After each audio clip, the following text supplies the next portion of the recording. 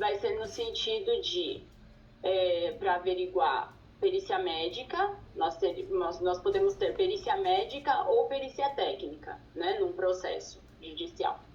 Então, a perícia médica vai de encontro aos pedidos de benefício por incapacidade, né, auxílio-acidente. Então, se nós estamos diante dessas demandas, a perícia médica certamente vai ocorrer, porque precisa ali de um laudo de um médico imparcial, né, que não seja um médico ali do INSS e nem um médico do segurado, tá? Então, aí vai ter a perícia médica. Então, obrigatoriamente, vai haver aí a perícia médica sob pena até de violação, né, ao princípio do contraditório, porque precisa ali de um laudo de um perito imparcial. E o perito do juízo, nomeado pelo juízo, ele vai ser imparcial.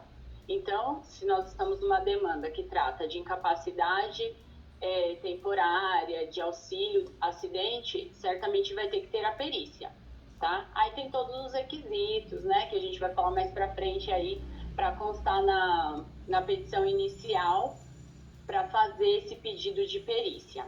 Agora, com relação à audiência, vai depender dos fatos. Se são fatos que vocês estão narrando ali, que precisa da prova, por exemplo, união estável, né? Em 2020 teve as regras também alteradas. Vamos supor, trabalho rural, que precisa necessariamente de prova, né? Testemunhal. É lógico que quando nós estamos tratando de seguro de aposentadoria especial, né, também vai ter ali ter a prova testemunhal. Então, assim, numa audiência de instrução, para audiência de instrução, se você precisar provar esses fatos, vínculo empregatício, tá? Lembrando que isso é uma dica muito importante, gente, anota aí. Toca o sininho aí.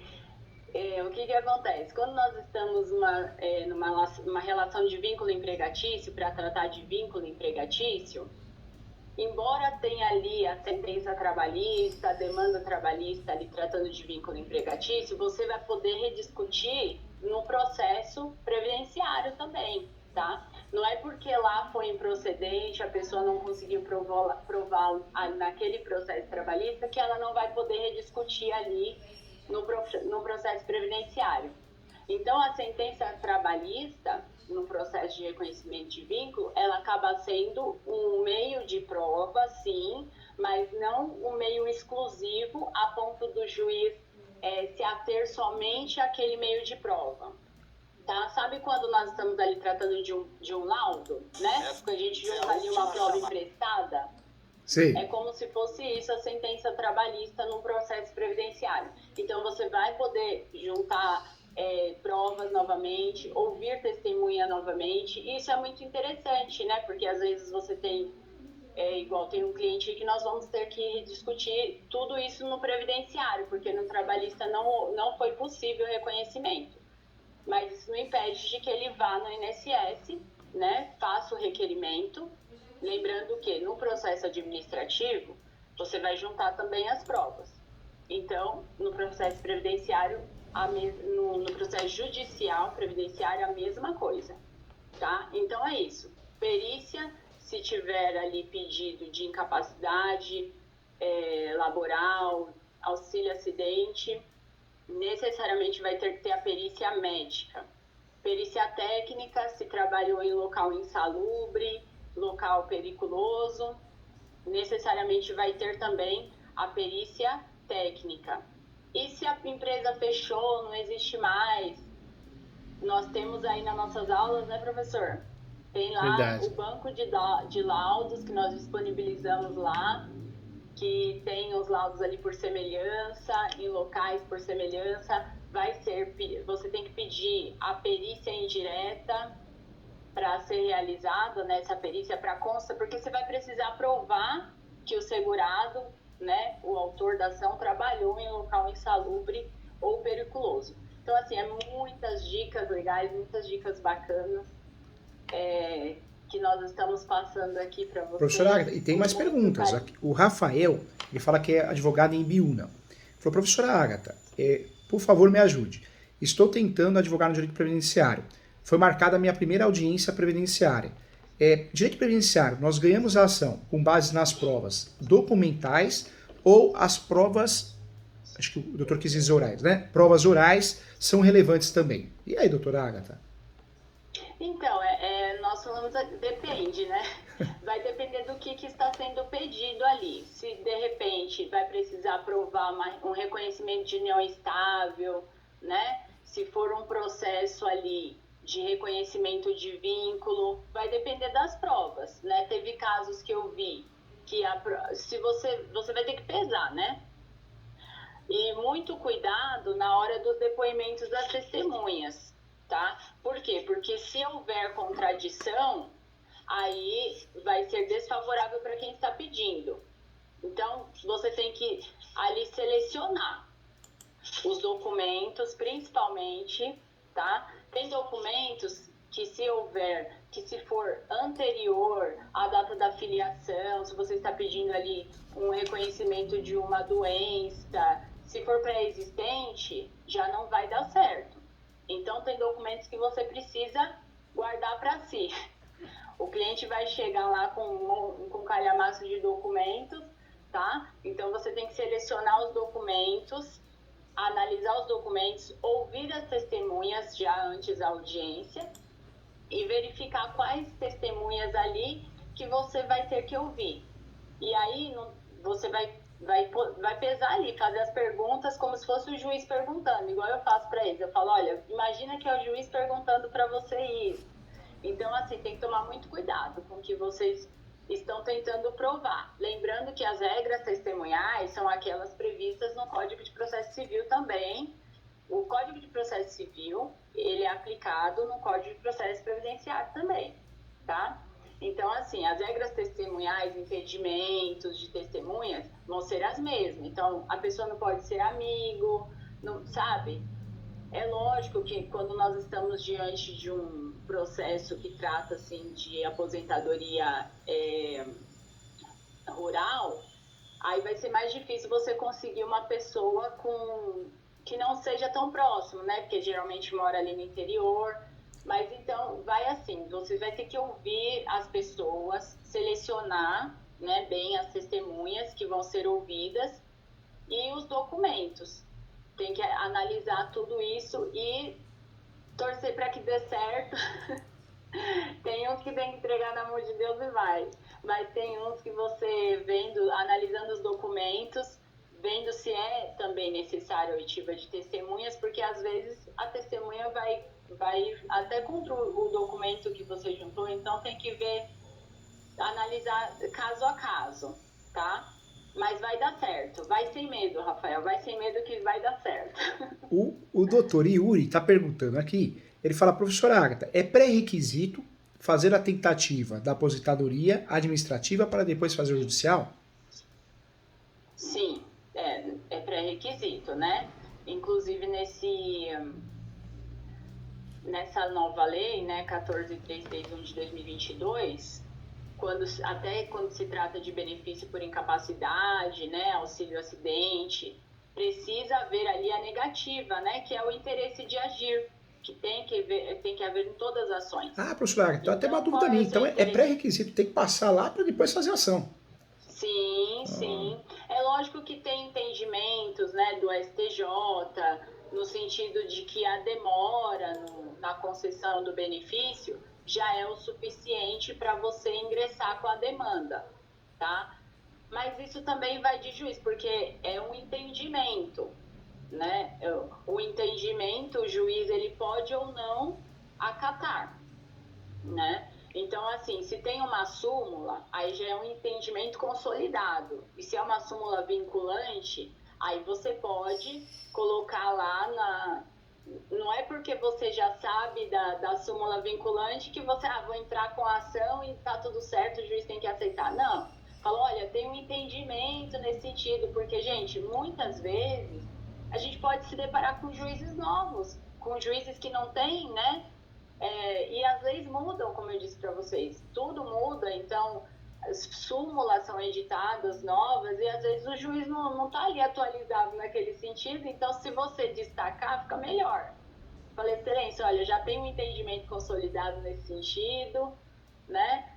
Que é dispensável o requerimento administrativo, mas hoje em dia não. A maioria do entendimento é no sentido de haver o requerimento administrativo previamente. Tem uma outra pergunta boa aqui. STJ, na demora, que você já pode ingressar, tá? Só que você já não vai ingressar pedindo a concessão do benefício, né? Tem que ter a especificação. Primeiro você pede uma obrigação de fazer, para que o INSS seja impelido ali a responder, né, o requerimento, ou caso o juiz entenda que já inicia o julgamento ali do pedido, porque assim, a lide, né, vai estabelecer a lide chamando o INSS.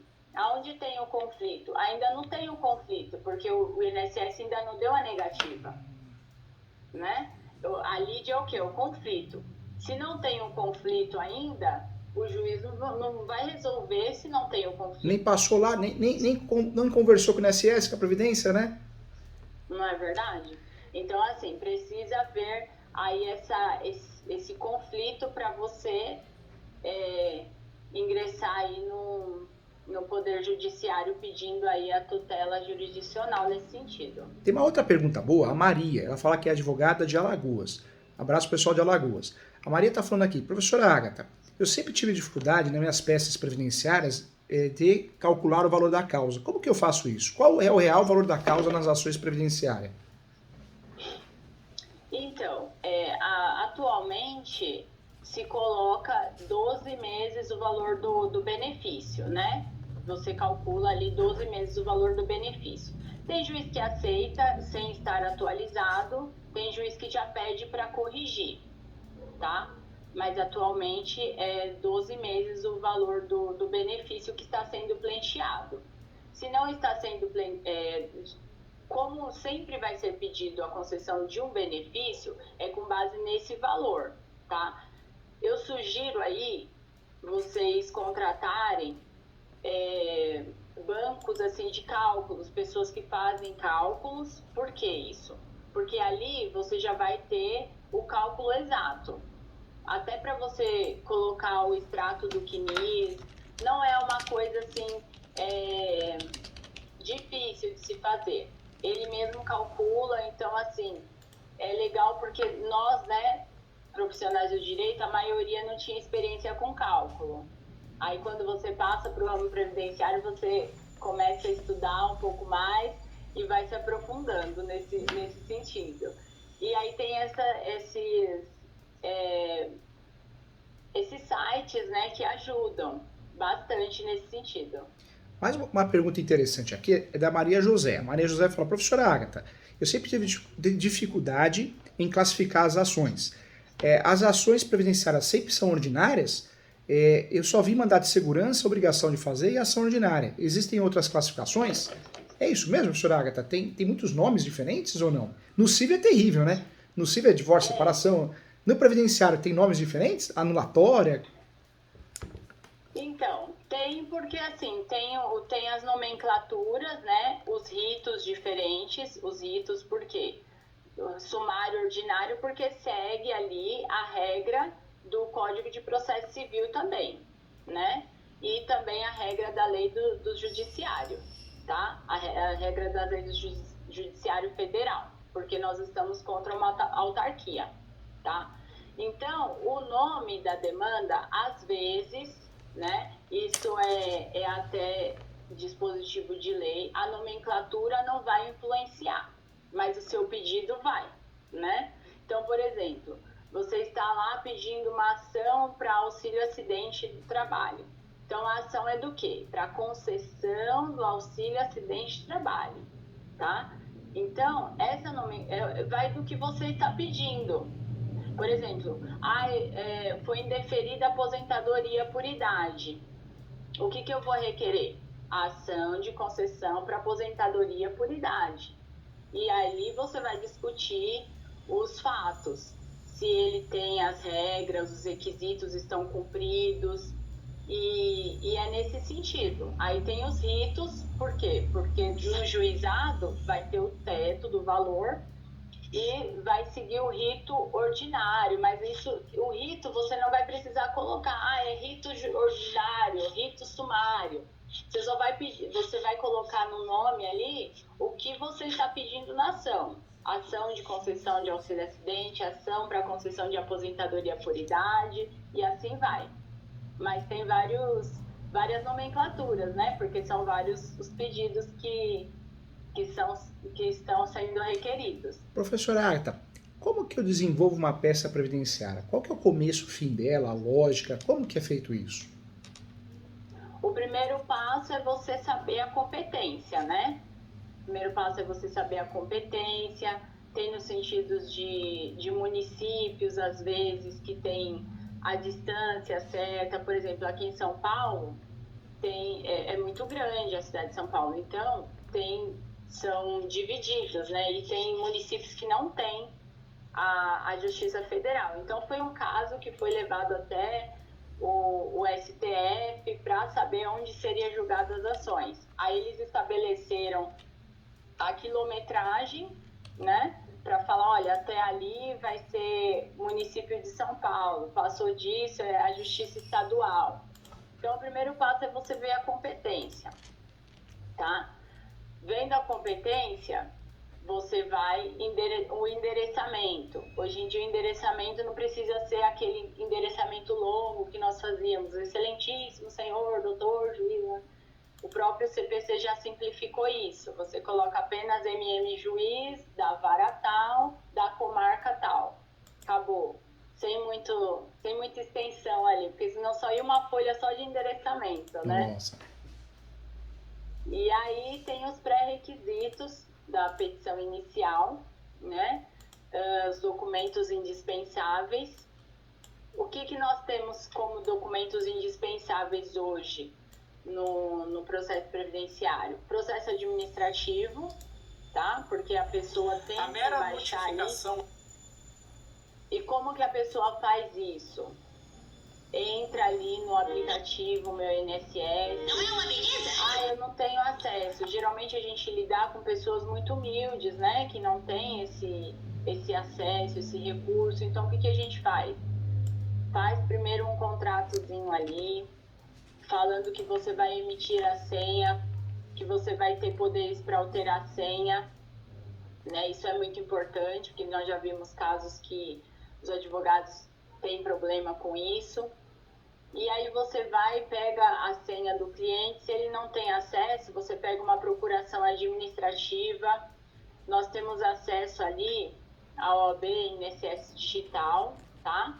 Ali você vai encontrar alguns requerimentos. Se você não conseguir entrar pelo meu INSS, ali você consegue já fazer alguns requerimentos com a procuração administrativa. Enfim, só para pegar o processo administrativo, tá? Porque o juiz vai pedir. Ele coloca ali, embora não esteja na lei que o processo administrativo é um requisito indispensável, mas a maioria entende que é. E agora com essa nova lei 14.331 de 2022, para benefícios por incapacidade, vieram várias regras, né? De você descrever aonde está a incapacidade da pessoa, quais são as limitações. Tem um caso assim super legal que você faz o quê? Você faz uma carta para o próprio médico, tá? Isso nós pegamos uma dica estudando, gente, sempre se atualizando, sempre pegando dicas de bons doutrinadores, de bons professores. Para quê? Para que vocês apresentem ali a inicial de vocês, porque assim, o juiz ele não vai ver o laudo médico do segurado. Por que veio essa lei? Porque o juiz não tem tempo de ficar vendo o laudo, aí ele achar as inconsistências. Nós é que vamos ter esse trabalho, né? E eu acho até legal, às vezes, porque você acaba tendo tanto conhecimento, professor, não é? A gente acaba sendo médico, psicólogo. A gente aprende fazendo, né? É engraçado, o network, né? Aprende, porque você vai buscar artigos científicos sobre a doença, limitações. Teve um caso que eu pedi para o cliente, eu falei, faz o vídeo, ele ficou com problema nos dedos, teve a amputação assim, de alguma parte dos dedos, e o médico do INSS falou que ele estava ok para trabalhar. Nossa. Aí eu falei, faz um vídeo de você pegando os objetos e tudo mais. Ele fez e eu coloquei no processo lá. Por quê? Porque você vai entregar ali para o juiz para que ele só te entregue o direito, né? Não ele faça o resumo também dos fatos, faça ali as contradições, até porque é lei, né? O juiz não está obrigado a falar de tudo que nós colocamos. Então, se você não fizer uma petição inicial assim bem feita, como foi colocado ali no tema, você acaba tendo ali um indeferimento da petição inicial, né? Esse copia e cola então é perigoso também no previdenciário, né, professora? Porque não existe mais. Eu assisti uma palestra outro dia até de uma desembargadora. Ela estava reclamando muito porque tinha pessoas que pegam modelo. Gente, não tem por que você pegar modelo. Você vai ver que é uma coisa simples. Simples no sentido que eu digo assim, é fácil, qualquer um faz. Sim, se você está atualizado com a lei, você vai ver que não tem problema. Você pega a lei, o que está escrito ali na lei, o que tem que fazer. O que eu faço? Eu abro o tópico, olha, requisitos da lei, agora com a lei nova, requisitos da lei 14.033, artigo 129A da lei tal. Incisos, coloca lá, tá pedindo o quê? Tá pedindo para falar quais são as limitações. Você coloca lá as limitações do seu cliente. Essa carta que eu falei para vocês de levar até o médico, você faz uma cartinha para que o médico tem disponibilizado aí no nosso curso também, né, professor? Verdade, verdade. Tem aí A Agatha, nas aulas dela, é muito caprichosa, material de apoio, viu, gente? Nós disponibilizamos aí para vocês. E aí, o que acontece? Lá você vai pedir uma cartinha para o médico, né? Fala, olha, descreve aí, porque tem a resolução, tá? No próprio CRM, descreve quais são as limitações. Ali tem um artigo que fala que como vai ser feito um laudo médico. E aí eu coloquei. E graças a Deus esse médico atendeu, que tem uns que, né, falam, é do SUS. Mas tenta, gente. O não você já tem. Se vocês não tentarem, o cliente de vocês não vai conseguir, né? O não já tem. Então, mandou lá para o médico e o médico colocou especificamente que ele estava incapacitado para aquela atividade. Então, é importante nós escrevermos ali, né? Fazer o que estiver ao nosso alcance para fazer. Para quando você chegar ali no judiciário, o juiz vê que realmente tem ali inconsistências naquele laudo que precisam ser avaliadas. E a chance de você conseguir uma tutela de urgência ou até mesmo uma tutela de evidência é muito grande, né, professor? Porque é verdade. Se você está ali, seu cliente está sem receber da empresa, igual eu tenho um caso, sem receber da empresa, sem receber um auxílio, se você apresentar um laudo médico para ele, que ele está incapacitado mesmo para o trabalho, para as atividades descritas ali, até mesmo atividades domésticas, que ele está com aquelas limitações, em contrapartida, o laudo do INSS, todo contraditório, um resuminho só, a chance de você ver concedido uma tutela de urgência é grande. Professora Agatha, o pessoal também, o Ricardo, a Elane, de certa forma, fizeram a mesma pergunta. Eles perguntam que na área previdenciária é muito difícil despachar com o juiz e também a questão da precificação, que é muito difícil quanto cobrar no previdenciário, porque normalmente o cliente é muito humilde, né? Tem essas questões. A questão do despacho, a gente encontra um pouco mais de dificuldade quando é na justiça estadual, tá? Que a demanda é muito grande, mas assim, eu tenho retorno no sentido que eu sou muito insistente, né? Aí o que eu faço? Eu mando e-mail igual eu distribuí uma ação, eu mandei e-mail para o distribuidor, mandei e-mail para a secretaria da vara. Se tem telefone, você liga. Gente, é uma tutela de urgência. E outro dia eu escutei de um professor na faculdade mesmo. Você chega com a medida, quando era físico, né, professor, os processos, você chega via axilas a medida que você vai, leva lá para o juiz, debaixo do braço e fala, olha, eu preciso da entrega agora. E tutela de urgência, o juiz tem que responder, gente, no mesmo momento que você ingressa com a ação. Entendeu? Então, essa dificuldade de despachar, o que acontece? Você manda um e-mail, não atendeu, hoje em dia já está tudo presencial. Vai até um fórum. Se o juiz não estiver, procura o juiz substituto. Entendeu? Procura o juiz substituto que ele tem que proferir ali o despacho. Se é tutela de urgência, se é urgente, tem que ser urgente, tem que ser na hora. Olha que dica legal que a professora Agatha tá dando, hein, gente? Que o pessoal às vezes vai atrás do juiz titular ou da juiz e fica lá esperando. Tem o substituto, né, professora? Tem o juiz substituto, que é para isso. Outro dia eu tive um caso que era bem complexo e então a gente pediu ali pro juiz substituto proferir a sentença e na verdade eles estavam até mentindo. Foi um caso que bem assim, né? E aí eles tiveram que cumprir a decisão do juiz substituto, porque o titular não estava, nós corremos atrás do substituto. Entendeu? Então, assim, a dificuldade é nesse sentido, né?